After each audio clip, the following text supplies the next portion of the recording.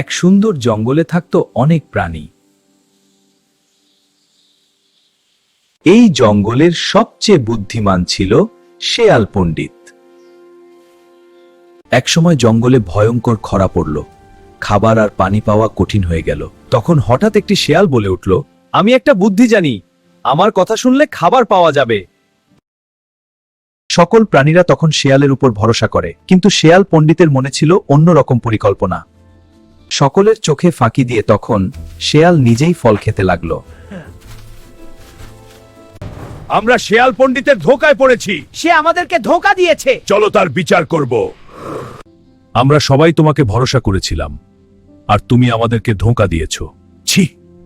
শেয়াল পণ্ডিত নিজের ভুল বুঝতে পারলো এবং ভালো হয়ে গেল। তখন সবার মাঝে ফল বিতরণ করলো, আর জঙ্গলের সবাই খুশি।